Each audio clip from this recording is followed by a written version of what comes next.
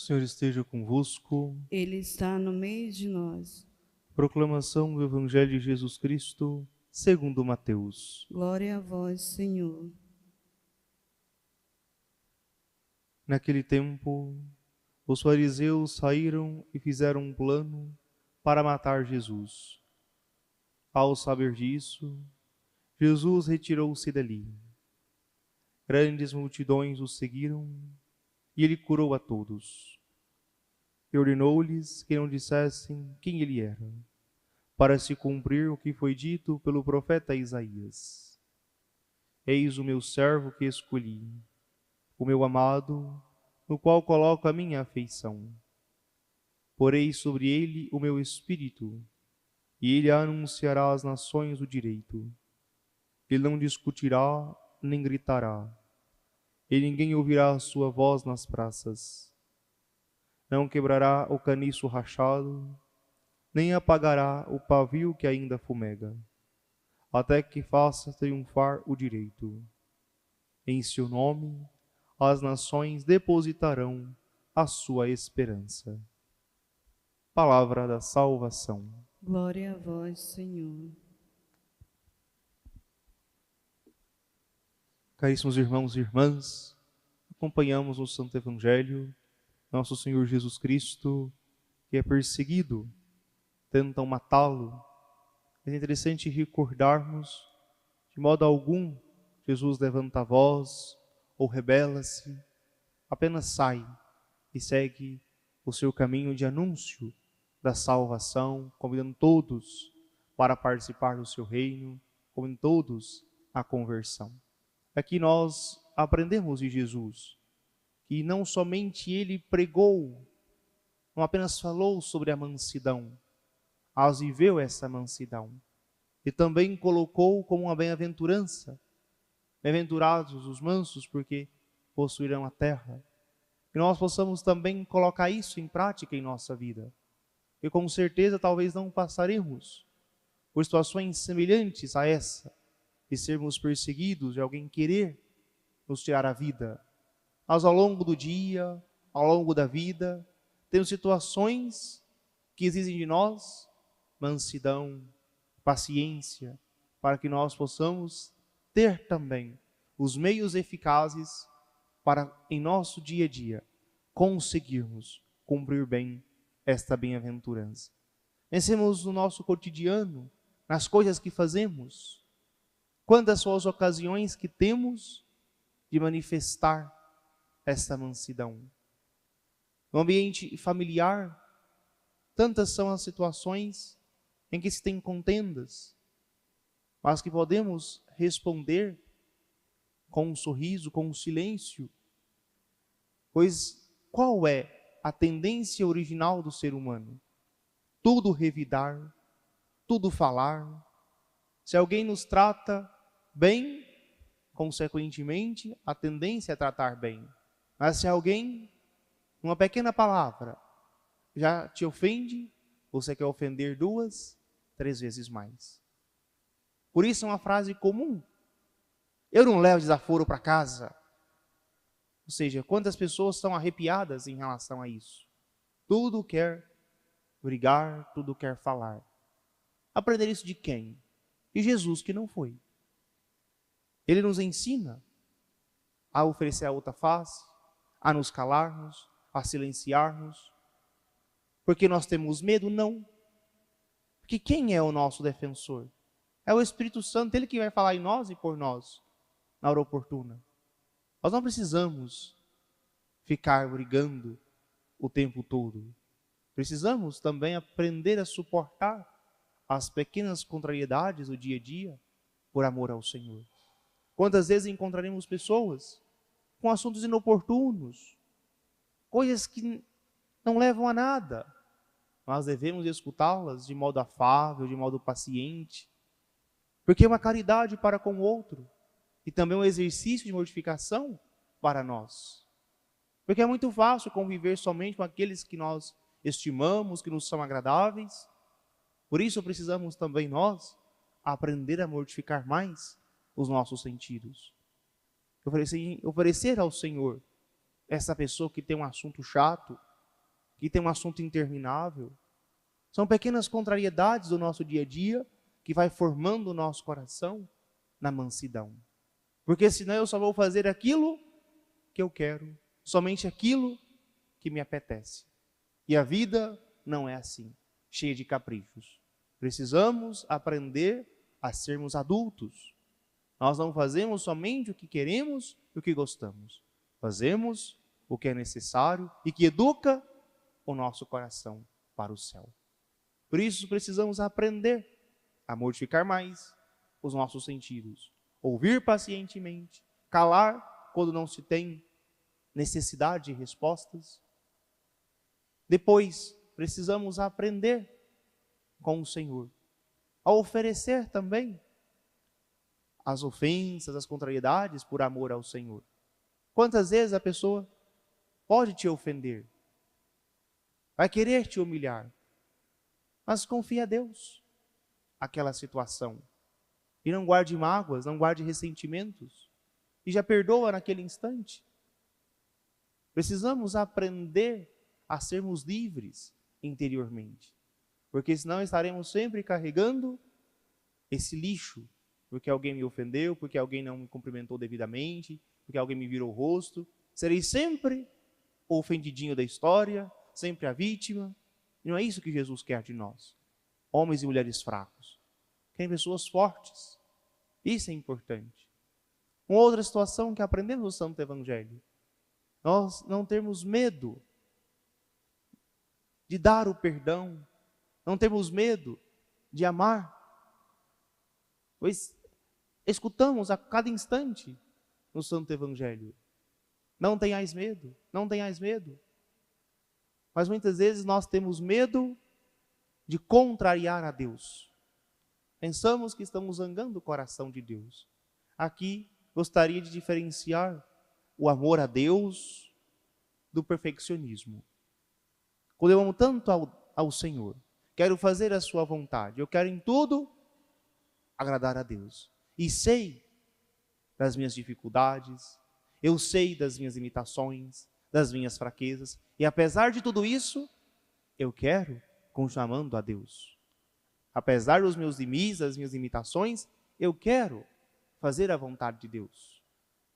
E quando eu falho, porque eu posso muitas vezes exasperar numa palavra, eu posso ser indelicado com o outro, mas ainda assim, eu tenho a certeza que preciso pedir perdão a Deus, buscando uma boa confissão para retornar à amizade com Deus.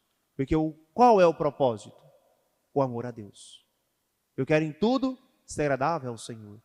Mas quando sou perfeccionista, o que acontece? Eu fiquei ferido. Aquele erro, aquele pecado me fez entristecer porque eu não cumpri bem aquilo que eu determinei que eu deveria ter sido capaz de fazer. Eu fico com raiva e penso que Deus está zangado porque eu não fui perfeito, que eu não fui ótimo como eu gostaria de ser. Por isso, beira o orgulho. Por isso tem diferença entre santidade e perfeccionismo. Porque a santidade está buscando o amor a Deus, agradar ao Senhor. O perfeccionista quer agradar somente a si mesmo. Ele quer fazer para que ele se sinta bem, para que ele possa dizer, eu sou forte, eu sou autossuficiente, e eu falhei comigo, por isso eu estou com raiva e deixei Deus zangado. E não tem a capacidade de pedir perdão e fica retardando também a própria confissão. Por isso, o que nós precisamos aprender disso tudo? Eu tenho medo de errar com as pessoas da minha casa, porque muitas vezes eu sou amável com os de fora e pouco amável com os de dentro. Muitas vezes eu sou um doce na rua, uma seda, mas em casa é um furacão. Tudo briga, tudo espanca, tudo xinga. Por que eu não consigo ter uma unidade de vida? Eu só preciso ser perfeccionista para as pessoas verem? Ou eu preciso buscar a santidade? Ser santo em casa e na rua.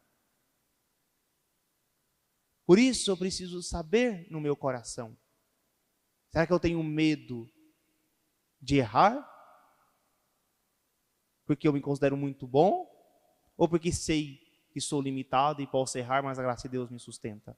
E eu posso, todos os dias, contar com o seu auxílio e dar passos a cada instante. E se eu não tiver essa consciência, vou falhar sempre. E vou viver de pose e não de virtudes. Para os outros, é uma imagem. Mas para os de casa, totalmente. De modo mais claro, para alguns é uma linda viola, mas por dentro um pão embolorado. E não é assim que devemos viver a vida cristã. Devemos ser belos dentro e fora. Devemos amar a Deus e as pessoas. Devemos suportar as fragilidades das pessoas por amor ao Senhor. Por amar tanto a Deus, por amar tanto o Senhor, eu vou compreender a minha esposa, compreender meu filho adolescente, compreender meu colega de trabalho, eu vou compreender a todos e vou ser manso com cada um deles.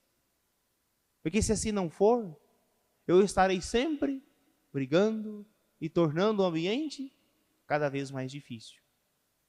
E não estaremos cumprindo o que diz o Senhor, de sermos mansos de coração, de sermos capazes de perdoar e de fazer sempre o que Ele nos pede.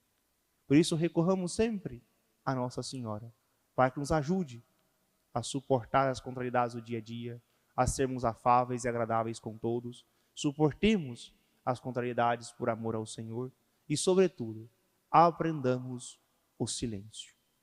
Silêncio, silêncio, silêncio. Quantas vezes nós pensamos que uma hora de discussão vai resolver a situação da sua casa, da sua família. Nós pensamos que falando vai resolver. Talvez aquela bronca, aquela gritaria serve para você desabafar, mas para o outro não serve para nada.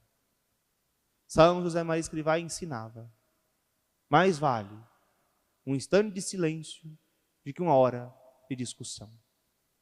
Quantas coisas em nossa vida familiar e profissional teria sido melhor encaminhada se nós guardássemos o devido silêncio e esperar a hora oportuna para conversar. Mas muitas vezes, na flor da emoção, da raiva, nós jogamos tudo em cima da outra pessoa. Quantas vezes nós omitamos palavras em cima da outra pessoa e aquilo não resolve nada, apenas piora a situação e torna ainda mais complicada aquilo que poderia ter sido resolvido no momento de calma e de oração. Qual a orientação? Quando você tiver um assunto a resolver com seu esposo, com a sua esposa, com o seu filho, uma situação difícil, realmente reze. Reze em cima daquela situação. Venha ao Santíssimo, faça uma novena, reze um terço, peça a orientação do Espírito Santo. Depois, na hora tranquila, converse a sós com aquele que é interessado naquele assunto. De modo tranquilo, sereno, fazendo o percurso necessário para se chegar onde você quer. Se a pessoa está te escutando, está tendo um diálogo, você está resolvendo aquela situação. Mas se você viu que naquele momento que você veio falar, a pessoa já não te escutou no primeiro instante, aguarde mais um pouco. E no outro momento, você resolve, você fala. Aí sim, você terá uma situação resolvida. Porque partiu da oração, partiu do objetivo sincero de resolver, e sim, chegou a um consenso, chegou a uma verdade. Não é gritando que se resolve as coisas. Não é eu falando mais alto que vou ganhar de você. Nós vamos aprender isso em nossas casas. Porque muitas vezes nós não damos espaço para o outro. Quantas vezes nós não temos a capacidade de compreender. Opa, agora é hora de recuar. Eu volto no outro momento, aí sim, ele vai me escutar. tanto é verdade. Quando você está com a emoção aflorada, você usa palavras que não usaria em situações normais. Você não usaria aquele tom e muito menos aquele tipo de palavras. Porque você se deixa levar pela ira. E o que diz a palavra de Deus? Não os deixeis dominar pela ira. Jesus nunca recomendou para nós a ira, mas sim a mansidão. Porque a mansidão nos dá a claridade, a clareza do que deve ser dito, do que deve ser resolvido. Nós somos goianos. Quem nunca fez, mas já viu fazer? Polvilho. Você precisa deixar assentar, para que você possa retirar somente a massa, o amido. Muitas vezes o nosso coração está turvo, aquele turbilhão de coisas. Você não consegue ver nada. No momento da raiva você não consegue ver com clareza. Mas no momento da serenidade, da oração, você consegue separar uma coisa de outra. Aí sim, você consegue resolver. Aprenda a ser mais paciente. Aprenda com as situações cotidianas da vida que você não resolveu nada quando você apenas gritou e bradou. Você, sim, naquele instante, falei tudo, padre. Eu queria falar. Bom demais. Mas resolveu? Não, piorou. O que adiantou? Precisamos aprender a mansidão. Vamos aprender o silêncio. Nós aprendemos com quem? Com Nossa Senhora, a Virgem do Silêncio. Louvado seja nosso Senhor Jesus Cristo. Para sempre seja louvado. Rezemos juntos a oração vocacional.